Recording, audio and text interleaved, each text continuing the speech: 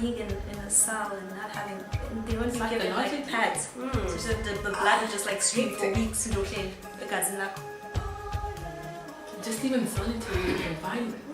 How do you keep your spirit alive and this hope for this country, and when other people are accusing you, but how do you keep your sanity even just in solitary confinement? No one to talk to. It's people you know and love that are betraying you and reporting you to the government. It's tangible. But you come out and you say even still. I don't even know how. She was the only person who was allowed to say ANC when the ANC was banned, right? Yeah. And they wouldn't arrest her. Like she was just like, there's nothing they can do to me. I'm not afraid. That's the thing. She's not afraid. The body has a way of dealing with extreme pain. I welcomed the moments when I fainted. The body took care of itself. When I couldn't take it anymore, after being tortured, I was urinating blood. I couldn't even lift up my legs at the end of interrogation because you get so swollen, non-sleeping for 7 days and 7 nights, that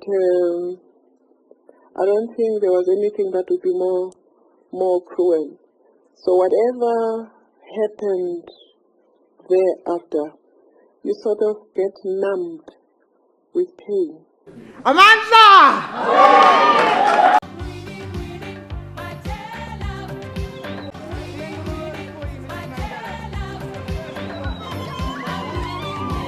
Winnie is just that person who had the love of this country. Long live the spirit of Winnie Madikizela-Mandela! Long live! Long live! Hello friends, so today we thought we would speak about the legacy of Winnie Madikizela-Mandela, who is the mother of the nation, because it was her funeral yesterday. And for me, my very first real encounter, was reading her book 491 Days. And this is where she writes about her experience of being in prison, but she was taken from her home, not knowing when she would return. She says in her house actually she used to always have 2 small bags, just in case the police would come in and take her. I was detained at the Central Prison, the female section. The day they came to get me, as they always did, that one was the most painful of all the imprisonment I had suffered.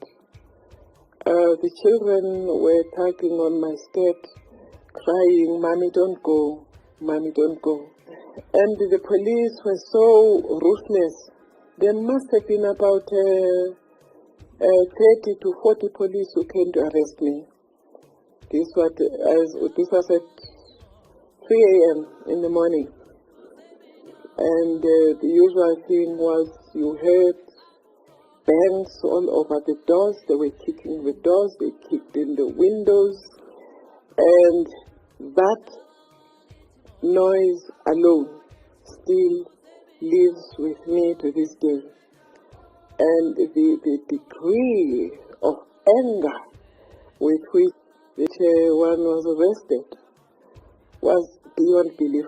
I was interrogated continuously for 7 days and 7 nights. She speaks about her experience, and you kind of start seeing the person of Winnie Madikizela-Mandela as opposed to the character who is often being demonized in the media and in the public. You start to understand what it took in terms of the sacrifice for her to be who she is, and what we really wanted to do is kind of just have a conversation about what her legacy means and what we really understand about that as young Black South African women. And if you want to hear more, stick around!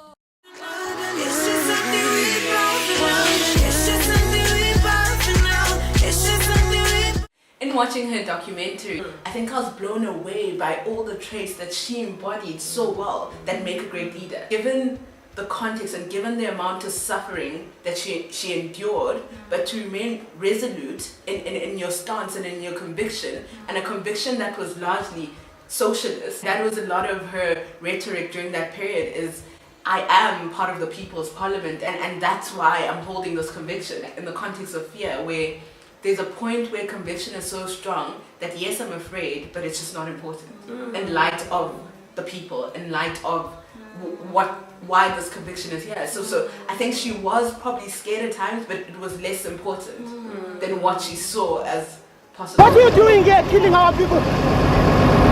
What are you arresting our people for?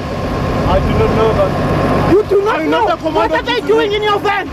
Why did you go and take them from that Sparta camp when they'd done nothing to you? For me, as a female leader, I would easily say she's probably one of the greatest the world has known.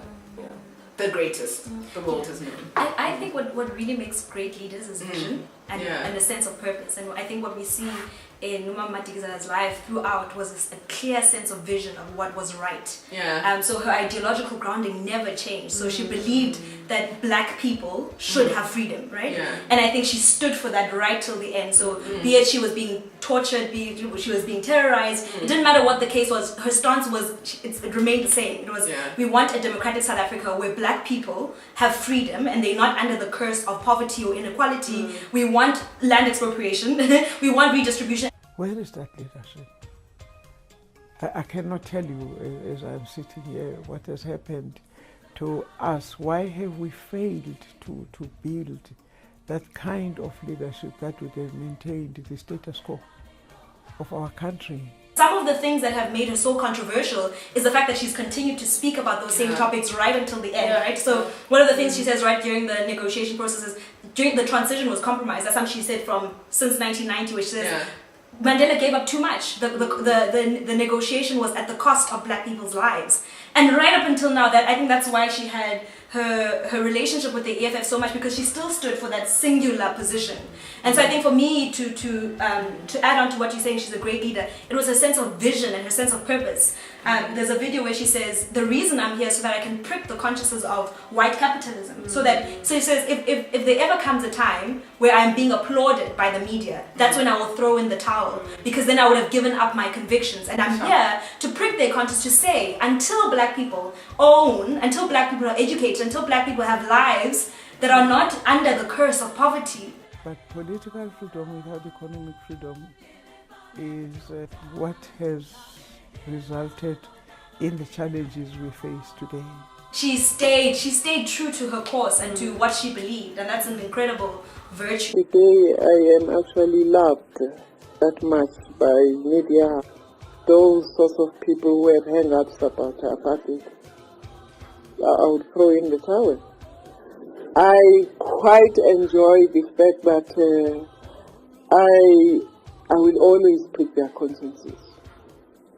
I will always remind them of the painful past they want us to forget. I will always be that person who nags their consciences when they pretend everything is just fine. South Africa is free. And that's what makes her kind of stand out, is the resilience throughout. And that she did it when it was not glamorous. I think now, being like a freedom person or freedom fighter or whatever, or someone in the struggle, it has benefits, and it also seems a little bit more like palatable. Or frowned upon if you are not, right? Meanwhile, at the time that she took up this baton, she was like, I'm going for it no matter what. And for me, another thing that stands out is when they stripped everything away from her, she still was so convicted about this singular truth that black people must enjoy freedom, that she endured any and everything. And I was thinking, what makes her a good leader to me is that she stuck that out, yes, but she also, I think she believed that she could rally enough people around this vision that it would almost unlock the minds of more black people. The more I stand for this and I make it clear that I am resolute in what I am saying, it enlists those minds that might be silent, right? Those ones that are kind of not so bold and able. It enlists them, and then she empowers them. I think I really admire a leader like that, a leader who's like, this is what it is, and this is how we're doing it, and this is not, we are not compromising. In the book, Winnie talks about trying to commit suicide at one point while she was in prison. And she says her reason for wanting to do this, she was a leading figure and people wanted to know of like what's happening with Winnie, what's happening with Nelson. She thought if she would die, right, so if she gave up her life in that way, if she died, not eating her treatment, not eating her food, then the international community would begin to beckon to say, what's actually going on there? We need to do something urgently. And so that level of sacrifice is just, it's incomparable. Briefly, one last point, the courage, and I think a theme that's been ongoing on Friends Chat is just the truth. So being able to tell the uncomfortable truth. Well, I would be extremely naive if I suggested to you that South Africa of today is exactly what we dreamed of. When South Africa is in crisis, I believe something is very, very wrong. Something is very wrong with the history of our country. Something is very wrong with what we have done and how we have messed up as the African National Congress. We are bleeding. And South Africa is hemorrhaging. So being able to tell the uncomfortable truth consistently, which isn't favorable, which isn't, which isn't being celebrated, but to be that courageous and to tell the truth for me, and that's just, it's very phenomenal. Especially in South African discourse, because I feel like we've really embraced a reconciliatory kind of conversation. It's kind of important to have massive social cohesion at whatever cost. And I think there's very few people like Steve Biko, who unfortunately died, Chris Hani, they are the people who are actually speaking out about those fundamentals. But political freedom without economic freedom is what has resulted in the challenges we face today.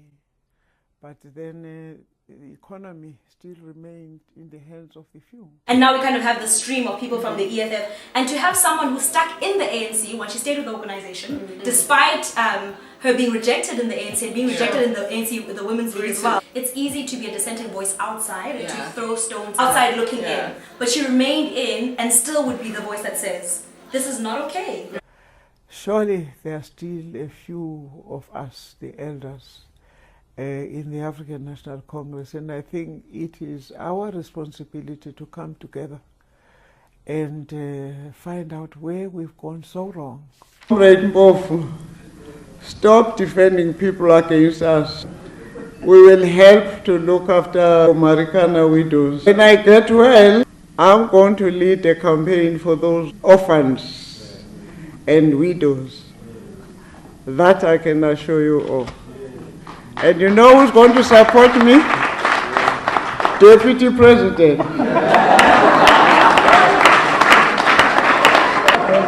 He's going to find a budget from the white capital that is here. It's almost like every cell in her body agreed. There was no two-mindedness in her. There was no doubt, or it's almost like everything agreed. And as a result, like anything that's contrary is like, really? It was interesting as you read all these articles, and they tended to be this hyper magnifying glass that was on her shortcomings. The choice of language for me was also very interesting, where you know, words like unruly, words like complex. Who's not complex? Who doesn't have anything to do? So I was reading these words like complex, unruly, complicated, and for me, what upsets me about the use of that language was, it was as though things that made her human weren't common to the rest of us. So in general, I often feel that, and perhaps it's a weight of leadership, that your shortcomings are a lot more magnified, which is maybe to whom much is given, much is expected, and that's fine. But can we also understand that people are people, right? And I felt like it was almost like you cannot be a person, and therefore even in your death, instead of celebrating you, we're just going to write pieces on how much of a person you were. And there's certain people whose errors we choose to forget, right? Like, so if a male leader has the same errors, we can, in that moment of thinking about their life, we can neglect those and just celebrate them as a person. Why? But why with her did we have to accompany those immediately? Within the first 24 hours of her passing already, I don't know if you guys watched the Thabo Mbeki interview.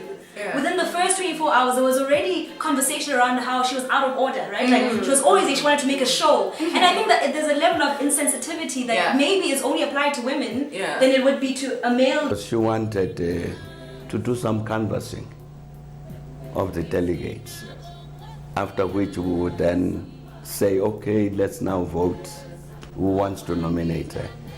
It was completely out of order. And she liked arriving at meetings late, deliberately. Why was that deliberate?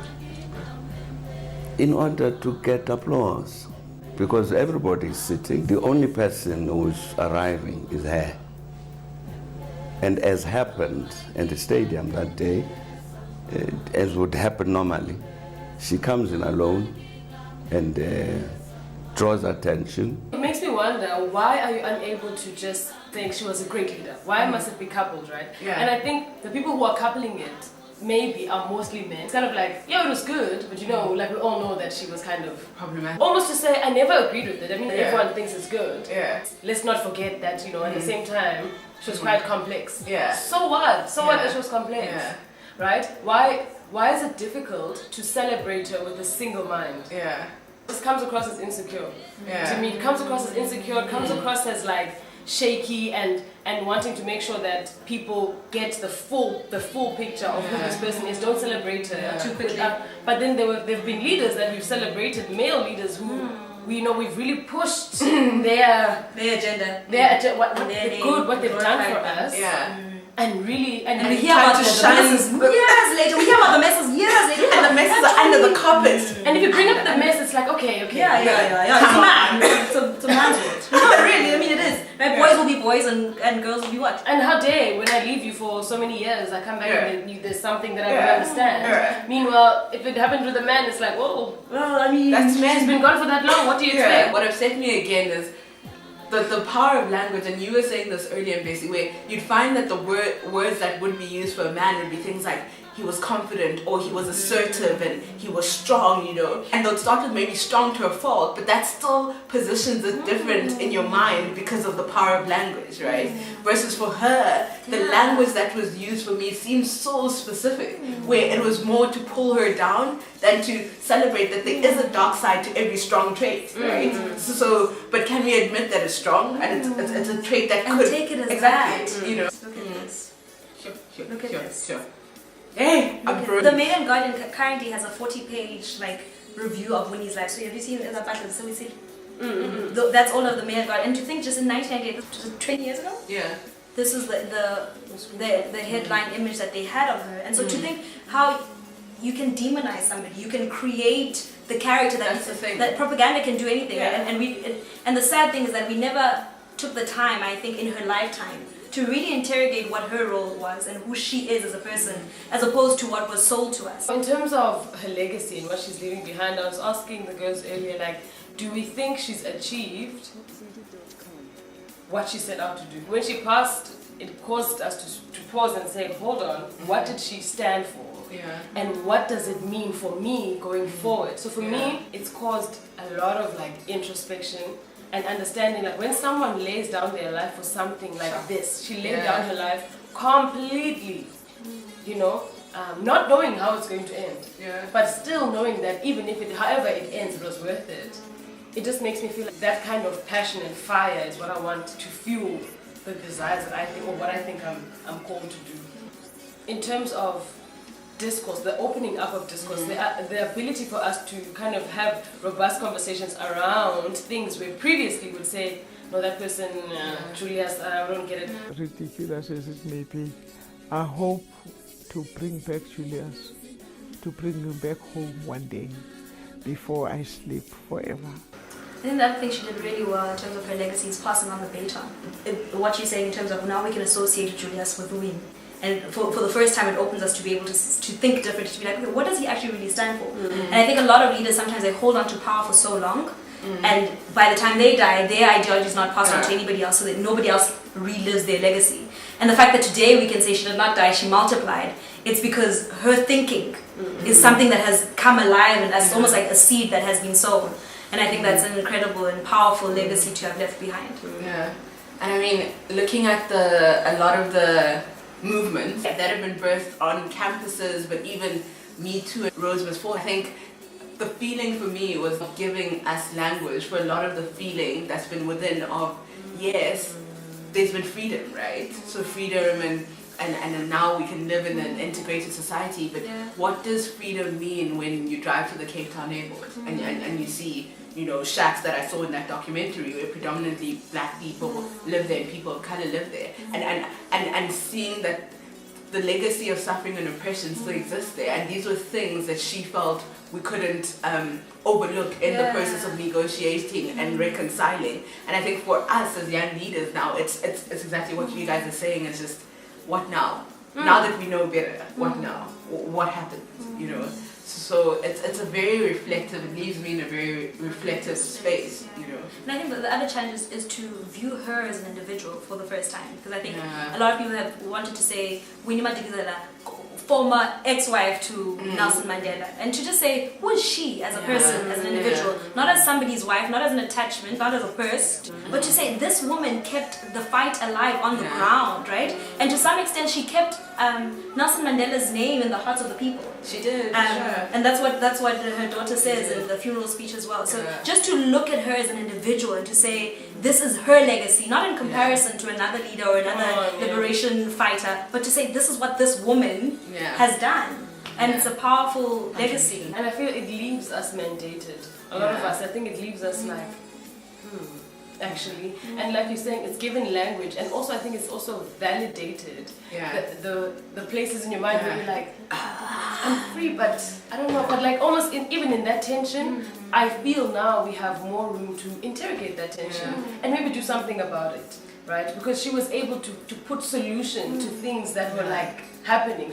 So I think she's given boldness even. I think she's imparted boldness, she's imparted also a sense of, if it's worth it, it's actually worth living for, and it's actually worth throwing your whole weight behind it. And like a thing I've been thinking about this past weekend, and that it's my hope we see in our lifetime, is just when you think about people like her, and you think about the fact that these heroes and these people who informed our country politically and socially aren't taught to us, and aren't taught to us in a real manner. So let's look at how layered she was as a leader, as part of the movement. And guys, if there's one thing I could do is, first year, every student, no matter what faculty you're in, you need to study African leaders and understand the context of South Africa, firstly, because you're studying in South Africa, but the rest of Africa.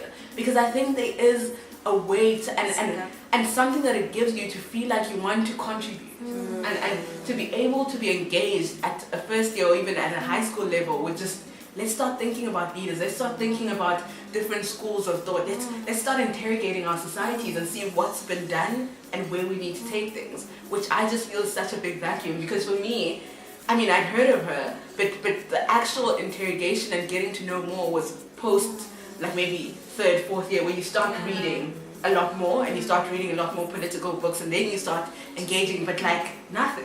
Just nothing. And with the absence of that history, I think it leaves us in the likelihood of this generation betraying their mission is much higher, without an understanding of, like, because we're waves, right? Like, it's the former generation, they've done what they could do in their time. Now we have a mandate. But if we don't understand the history, then we're likely to make the same mistakes that people made, but it also means we're likely to leave behind something that other people have fought so hard for, not understanding it at all.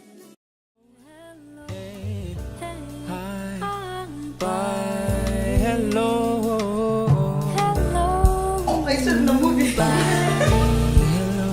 Amanda! Long live the spirit of Winnie Madikizela-Mandela! Long live! Long live! Proud. I think she's 60 grand one more time. Okay. So yeah, guys, if you wanna hear more of that, Amanda. Okay. Stick around. Okay.